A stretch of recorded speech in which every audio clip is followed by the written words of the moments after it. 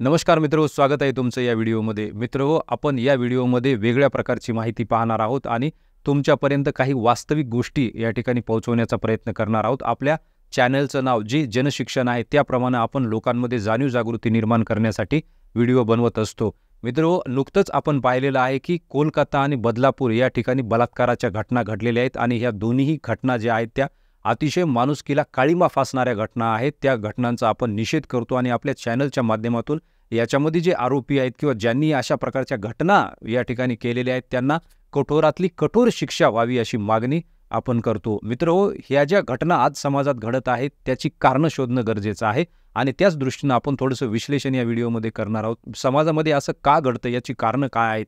आपण जर पाहिलं तर आज देशामध्ये प्रत्येक गोष्टीला राजकारणामध्ये खेचलं जातं किंवा त्या गोष्टीवरती राजकारण केलं जातं आणि हे नवीन नाही. परंतु त्याचा जो स्तर आहे राजकारणाचा तो अतिशय घसरलेला आपल्याला पाहायला मिळतो. कुठल्याही घटनेचं राजकारण करणं या ठिकाणी राजकारण्यांना त्यांच्या सत्तेसाठी हे करावं लागतं किंवा ते तशा पद्धतीनं करतात. ही अतिशय चुकीची गोष्ट आहे आणि त्यामुळे एकंदरीतच समाजाचा जो नीतिमत्तेचा स्तर आहे तो घसरत चाललेला आहे आणि राजकारणातून अनेक गोष्टी या समाजामध्ये परकोलेट होत असतात किंवा त्या समाजामध्ये जात असतात आणि त्याचा परिणाम किंवा गंभीर परिणाम हा होत असतो. म्हणून हा जो स्तर आहे पहिले ह्या सगळ्या सत्ताधीशांनी किंवा राजकारण्यांनी नेत्यांनी तो सांभाळला पाहिजे आणि त्याच्यातून ह्या सगळ्या गोष्टी ज्या आहेत आज ज्या घडत आहेत त्या कमी होऊ शकतात. तर त्याची कारणं असं का घडतंय त्याची काही कारणं आपण पाहणार आहोत. पहिलं आणि अतिशय महत्त्वाचं कारण म्हणजे कायदा आणि सुव्यवस्था. एखाद्या वेळेस एखाद्या राज्यातील किंवा देशातील जर कायदा आणि सुव्यवस्था बिघडली असेल तर त्याचे गंभीर परिणाम होतात. गुन्हेगारांना जर आपण केलेल्या गुन्ह्यामध्ये काही होऊ शकत नाही असा आत्मविश्वास आला किंवा तसं जर त्याला वाटायला लागलं तर गुन्ह्यांचं प्रमाण हे वाढत जातं आणि गंभीर शिक्षा ह्या अतिशय गंभीर गुन्हे जे आहेत त्यांना होणं गरजेचं असतं. बदलापूरची जी घटना आहे किंवा कोलकात्याची जी घटना आहे अतिशय गंभीर प्रकारची घटना आहे आणि त्याच्यामध्ये अतिशय कठोर कारवाई लवकर कारवाई झाली पाहिजे. असं जर झालं तरच पुढं या ठिकाणी अशा घटनांना आळा बसेल. आपण पाहिलेलं आहे, तुम्ही इथं पाहू शकता की खूप मोठा आक्रोश त्या ठिकाणी त्या बदलापूरमध्ये निर्माण झालेला आहे आणि तिथं खूप मोठे आंदोलक जमलेले आहेत. परंतु याचंही राजकारण करण्याचा प्रयत्न हे राजकारणी करत आहेत. म्हणून याचा गांभीर्यानं विचार जो आहे सामान्यांनी केला पाहिजे. आज आपली मुलं बाळं जर सुरक्षित नसतील तर आपण कोणाकडे पाहायचं असा एक मोठा प्रश्न आहे आणि हे जर आपले प्रश्न सोडवत नसतील तर आपण काय केलं पाहिजे याचा देखील विचार आता सामान्यांनी करणं गरजेचं आहे. कुठल्याही गोष्टीचं राजकारण त्या ठिकाणी करू नये किंवा अशा प्रकारच्या घटनांचं तर अजिबात त्या ठिकाणी राजकारण केलं जाऊ नये किंवा ते करू नये. परंतु दुर्दैवानं आपण आता ते महाराष्ट्रात घडताना पाहत आहोत.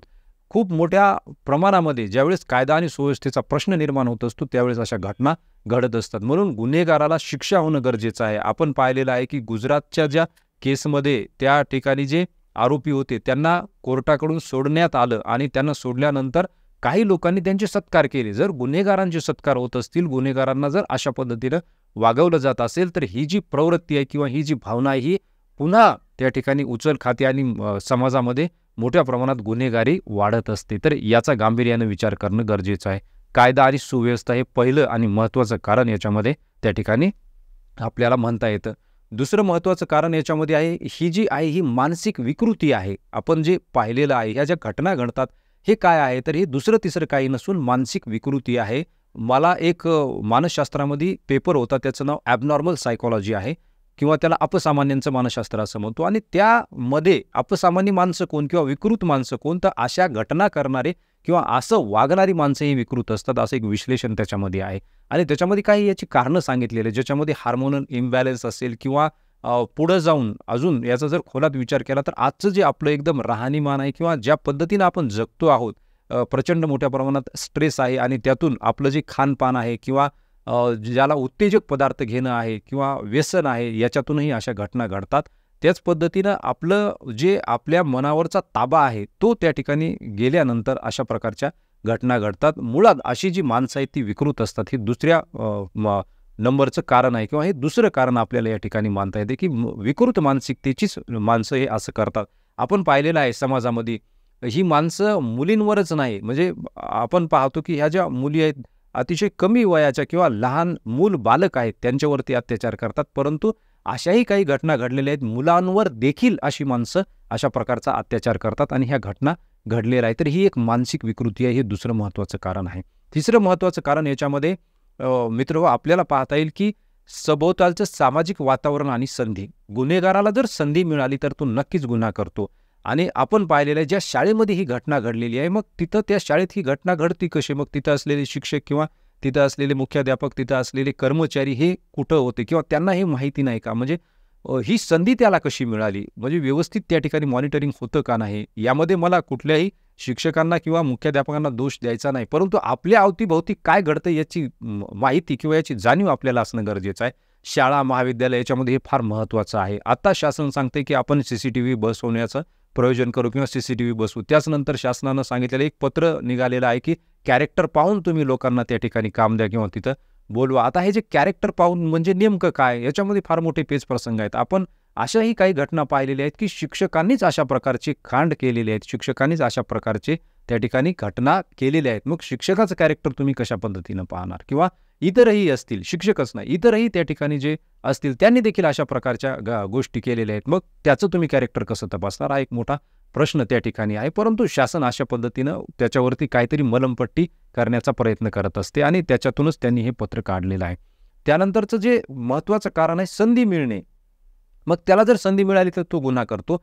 शरद तांदळे यांनी रावण नावाची कादंबरी लिहिलेली आहे आणि त्या रावण नावाच्या कादंबरीमध्ये एक वाक्य आहे, रावण हा प्रत्येकामध्ये असतो, फक्त त्याला संधी मिळाली पाहिजे. याचाच अर्थ असा आहे विकृती किंवा ही जी वाईट प्रवृत्ती आहे किंवा गुन्हेगारी प्रवृत्ती ही प्रत्येकामध्येच असते, परंतु त्याला संधी जर मिळाली तर त्या ठिकाणी तो गुन्हा करतो किंवा ती विकृती बाहेर येत असते. तर असं त्याचं एक विश्लेषण त्या ठिकाणी आपल्याला करता येतं किंवा हेच त्या ठिकाणी प्रत्येकामध्ये ह्या प्रवृत्ती असतात, परंतु त्याला जर संधी मिळाली तर त्या फोफावू शकतात, त्या वाढू शकतात. परंतु तशी जर संधी नाही मिळाली तर त्या ठिकाणी ज्या आहेत त्या अशा प्रकारच्या घटना घडत नाहीत. म्हणून सभोवताली काय घडतंय हे फार महत्त्वाचं आहे. याच्यावरती वॉच असणं, याच्यावरती नियंत्रण असणं, याच्यावरती आजूबाजूला आपण जे राहतो त्यांचं त्या ठिकाणी व्यवस्थित असं मॉनिटरिंग असणं सुद्धा गरजेचं आहे. तर अशा घटना घडणार नाहीत. म्हणजे ही संधी मिळाली म्हणून त्या ठिकाणी आपण पाहतो की बलात्काराच्या ज्या घटना आहेत त्या अशाच पद्धतीनं घडत असतात. निर्भया मग असो दिल्लीमध्ये घडलेला बलात्कार, तोही अशाच प्रकारचा त्या ठिकाणी बलात्कार आहे की जिथं त्या गुन्हेगारांना संधी मिळते आणि त्याचा ते गैरफायदा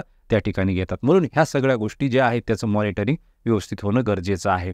याच्यामध्ये आता पुढचं जे महत्त्वाचं कारण आहे की ज्याला आपण नीतिमूल्यांची घसरण असं म्हणतो किंवा समाजामध्ये आता आपण पाहतो की नैतिकता जी आहे ती अतिशय कमी होत चाललेली आहे आणि याच्यातूनही अशा घटना त्या ठिकाणी घडत आहेत. चांगलं वाईट हे मुलांना कळलं पाहिजे आणि त्यांना लहानपणापासूनच ही शिकवण दिली पाहिजे. मूल्य शिक्षण आज आपण पाहतो आपली जी कुटुंब व्यवस्था आहे ती खिळखिळी होत चाललेली आहे. त्याच्यामध्ये असलेले जे प्रेमाचे संबंध आहेत किंवा जिव्हाळा आहे हा कमी होत चाललेला आहे आणि याचाही कुठंतरी दुष्परिणाम त्या ठिकाणी होतो. मुलं देखील गुन्हेगारीकडं त्या ठिकाणी वळतात. तर ती का वळतात? तर त्याचंही कारण असतं की ती त्या ठिकाणी त्यांना अशा प्रकारच्या संधी मिळतात किंवा त्यांच्यावरती मॉनिटरिंग नसते किंवा मूल्य शिक्षण जे आहे ते कमी होत आहे किंवा आपण कुठंतरी कमी पडत आहोत. तर शाळा महाविद्यालयांमधून किंवा कुटुंबामधूनच हे शिक्षण आता देणं गरजेचं आहे. चांगलं काय वाईट काय हे सांगणं गरजेचं आहे आणि त्यांच्या परिणामाची जाणीव देखील त्यांना करून देणं गरजेचं आहे. आपण बऱ्याच वेळा आपली जी मुलं चुका करतात त्याकडे दुर्लक्ष करतो, परंतु ते आपण केलं नाही पाहिजे. त्याला त्याची जाणीव करून दिली पाहिजे. वेळ आलीच तर त्याला शिक्षा देखील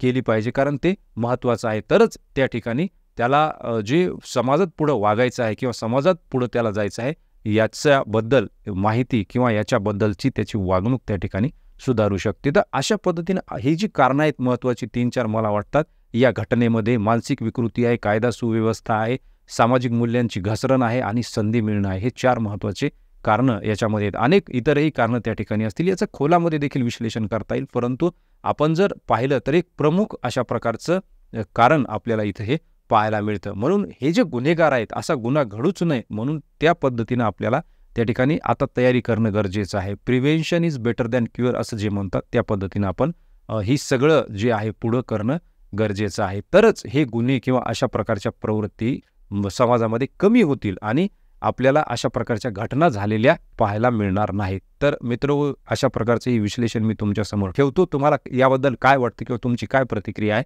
जरूर कॉमेंटमध्ये कळवा. भेटूया पुढच्या व्हिडिओमध्ये. धन्यवाद.